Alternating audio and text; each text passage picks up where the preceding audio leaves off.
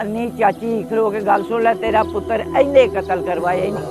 हमने इसके आगे अपनी तफ्तीश नहीं रखनी। पूरे थाने ने, पूरे अमले ने रुपए खाए हुए हैं, रुपए बहुत ज़्यादा इनको दिए गए हुए हैं। आप देख सकते हैं, ये माँ है, बूढ़ी माँ, ये क्या कर सकती है, छोटे छोटे बच्चे हैं। बहुत वाकई जुल्म हुआ है, इसमें कोई शक नहीं, लेकिन बात तो ये है कि हम लोग क्या कर सकते हैं, उनका इतना वो जुल्म कर गए हैं, लेकिन पुलिस के कान में जूं तक नहीं दिखती। बाकी ये सब आप अगर किसी से कुछ पूछना चाहते हैं तो पूछ सकते हैं, ये सारी दुनिया आपके पास है। यकीन है ਜਦੋਂ ਫੌਤ ਹੋਏ ਨੇ ਨਾ ਉਦੋਂ ਅਸਾਂ ਜਾ ਕੇ ਵੇਖਿਆ ਖਲੋਤੇ ਨੇ, ਉਹਨਾਂ ਨੂੰ ਕਹਿਣ ਲੱਗ ਪਏ ਨੇ ਕਿ ਬਈ ਤੇਰਾ ਪੁੱਤਰ ਹੈ, ਇਹਨੇ ਮਰਵਾਇਆ ਹੀ ਹੈ, ਬੜੀ ਖੁਸ਼ੀ ਹੈ, ਇਸ ਤਰ੍ਹਾਂ ये है वो है। जो मर्डर हो गया दुनिया से चला गया वो तो वापस नहीं आता, लेकिन ये सारा मोहल्ला सारा गाँव खौफ ज़दा है इस बात से।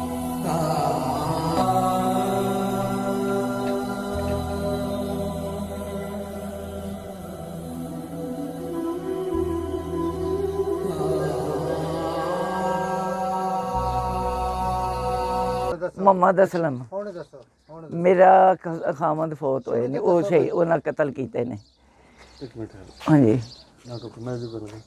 अच्छा, आपका जो खामंद है, जी। आपके बेटे को कब कत्ल हुए, किसने किया, वजह क्या थी? पता मैं तुहानूं दस्सिया कि माना सी, वो लुੱਟਦਾ ਖਾਂਦਾ ਸੀ, हरियाण ਝੀਮੇ ਦਾ ਸੀ। ठीक है। ਇਹ ਉਹ ਲੁੱਟਣ ਖਾਣ ਦੇ ਵਿੱਚ ਲੋਕਾਂ ਦੇ ਬੱਚੇ ਚੁੱਕ ਲੈ ਕਰਦੇ ਔਰ ਫੈਕਟਰੀਆਂ ਲੁੱਟ ਲੈ। ਉਸ ਇਹ ਮੇਰਾ ਮੁੰਡਾ ਜਿਹੜਾ ਜਦੋਂ ਸਾਡੇ ਪਿੰਡ ਨੂੰ ਹੱਥ ਪਾਇਆ ਸੋ, ਇਸ ਮੁੰਡੇ ਆਖਿਆ ਮੈਂ ਨਹੀਂ ਇੱਥੇ ਤੈਨੂੰ ਹੱਥ ਪਾਉਣ ਦੇਣਾ।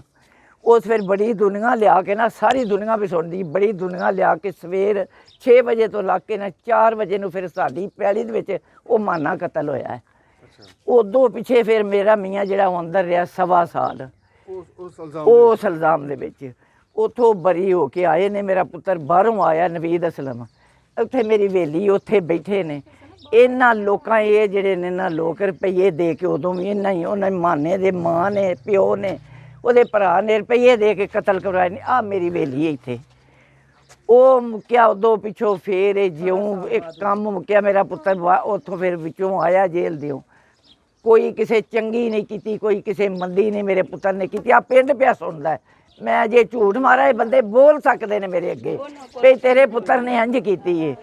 ਕਿਸੇ ਨਾਲ ਕੋਈ ਚੰਗੀ ਕੋਈ ਮਾੜੀ ਨਹੀਂ ਕੀਤੀ। ਮੇਰਾ ਪੁੱਤਰ ਸਿਰਫ ਬੰਦੂਕ ਚੁੱਕੀ ਫਿਰਿਆ ਆਪਣੀ ਜਾਨ ਵਾਸਤੇ ਕਿ ਮੈਂ ਹਿਫਾਜ਼ਤ ਕਰਨੀ ਆਪਣੀ।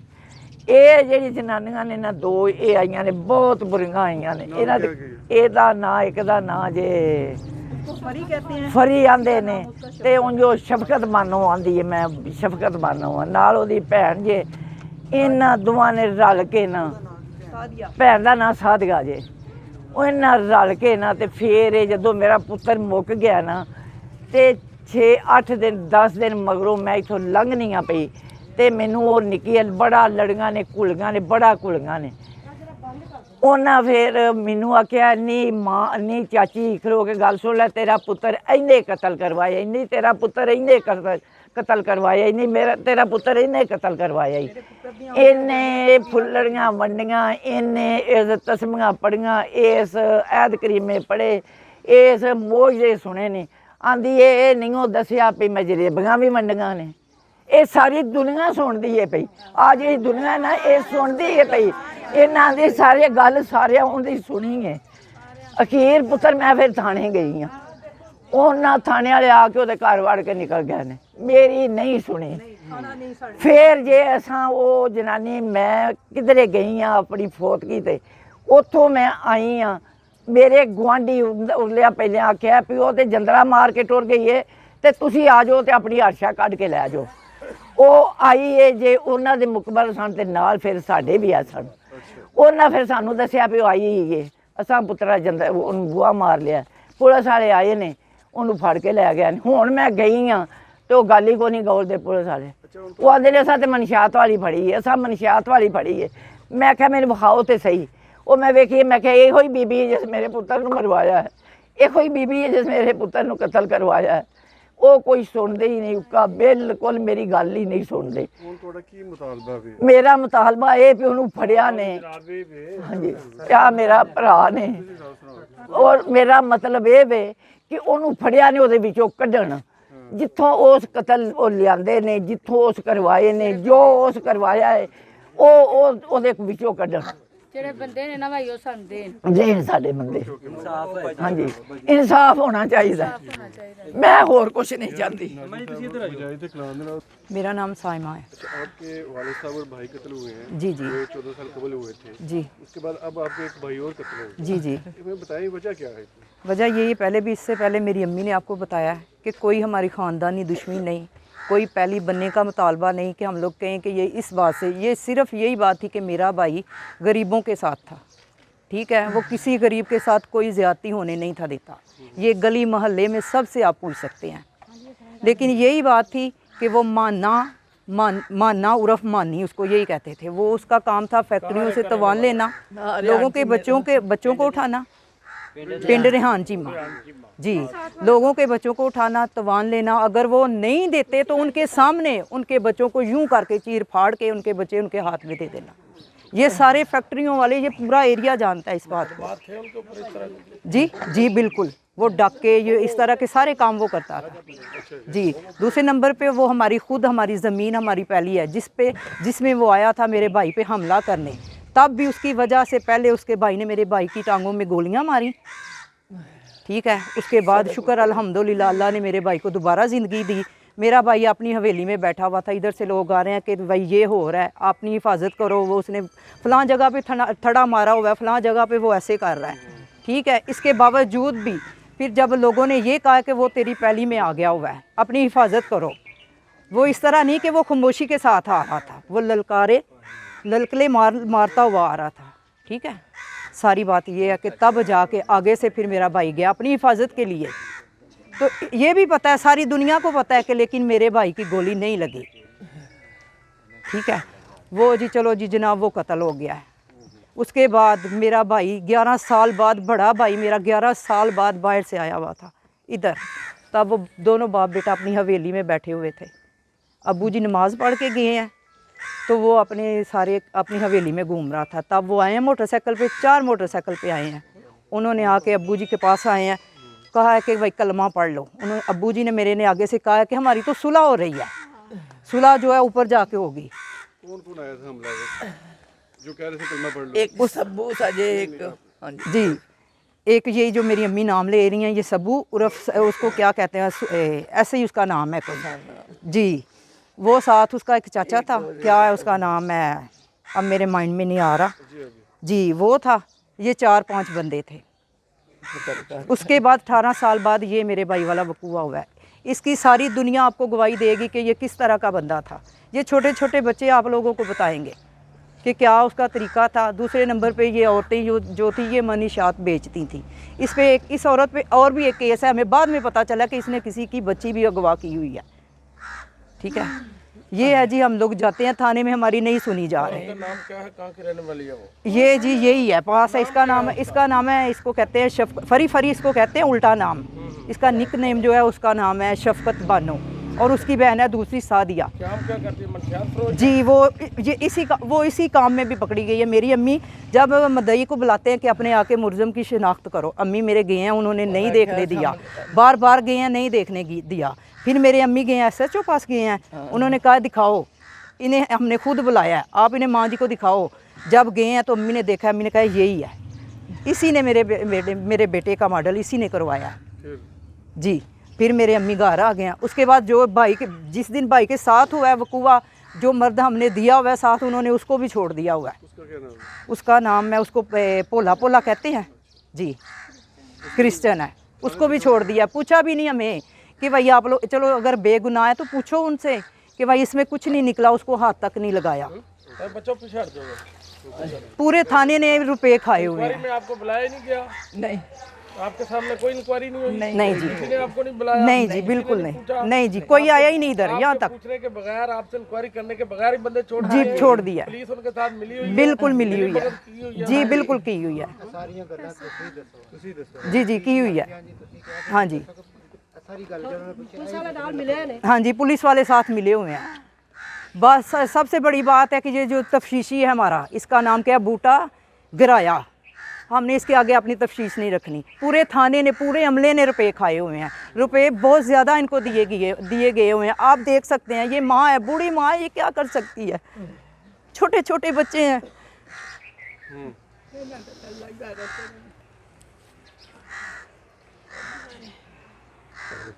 बाकी ये सब आप अगर किसी से कुछ पूछना चाहते हैं तो पूछ सकते हैं, ये सारी दुनिया आपके पास है।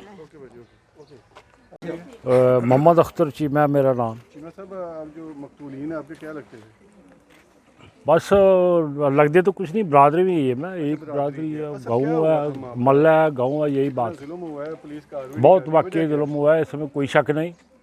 लेकिन बात तो ये है कि हम लोग क्या कर सकते हैं, उनका इतना वो जुल्म कर गए हैं, लेकिन पुलिस के कान में जूं तक नहीं रेंगती, कोई एक्शन नहीं उन्होंने लिया। अफसोस तो सब तो बड़ा ये है कि वो कोई एक्शन लेती ही नहीं। एक दिन जो पहले भी FIR में भी इन्होंने नामजद किए हैं 2-3 बंदे, उन तक भी नहीं पहुंची। अच्छा, उनको कभी गिरफ्तार ही नहीं किया? कोई गिरफ्तार नहीं हुआ। ये एक औरत ये महल्ले की है, इसने भी खुद उसकी बहन ने ये साबित किया है, बल्कि इनको बुला के कहा है उसकी बहन ने पे ये आपकी बेटे की ये कातिल है। इसने सारा कुछ वो इन्फॉर्मेशन दे के या क्या उसे कहते हैं वो इसको पता था, दे के उन्हें बता के इसको सारा पता है। इसने वो बंदे बुलवाए हैं, इसके इल्म में सारे भाई कौन से बंदे हैं जो मर्डर करके गए हैं, तो इसको सारा पता है। अच्छा, आप पूरा मोहल्ला है, आप क्या कहना चाहते हैं इस हवाले से? आप कहना तो वो जनाब हम यही कहते हैं, असल मुलज़म जो है ना वो उनके वो पकड़े जाने चाहिए। देखो ये आप भी समझदार बंदे हैं माशाल्लाह, जो मर्डर हो गया दुनिया से चला गया वो तो वापस नहीं आता, लेकिन ये सारा मोहल्ला सारा गांव खौफ ज़दा है इस बात से। किसी और को भी ऐसा हो सकता है, किसी के साथ भी ऐसा हो सकता है। दिन का वक्त था, वो मर्डर कर गए हैं, तो अब पता नहीं चल रहा को पता बंदे जो FIR में नामजद है उनसे भी कोई नहीं पकड़ा गया, ना कोई पूछता है। बस इसी तरह अच्छा, पुलिस का है वो इसी इलाके में रहते हैं, कहाँ रहते हैं? जो FIR में वो तो एक तो बरूने मुल्क है, ठीक है, 2 इधर ही है वो रहते हैं। किधर घूम रहे हैं कोई प्रॉब्लम? हाँ घूम रहे हैं या किधर रहते हैं, घूम तो सामने तो नहीं आते।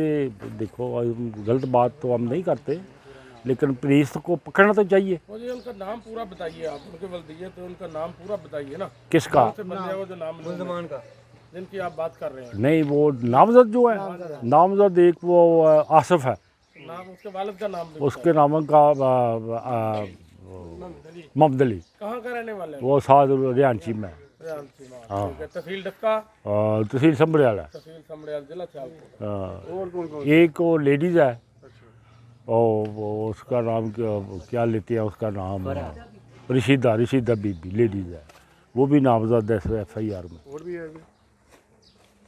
नहीं बाकी नामलूम है। सर अगर ਤੁਸੀਂ ਕੀ ਮਹਿਸੂਸ ਕਰਦੇ ਕੋਈ ਹਰਾਸਮੈਂਟ ਤੁਹਾਨੂੰ ਕੋਈ ਇਸ ਦਹਿਸ਼ਤ ਫੈਲੀ ਹੋਈ ਉਹਨਾਂ ਦੀ ਕੋਈ ਤੁਹਾਨੂੰ? बिल्कुल दहशत फैली है, ये कोई शक नहीं। और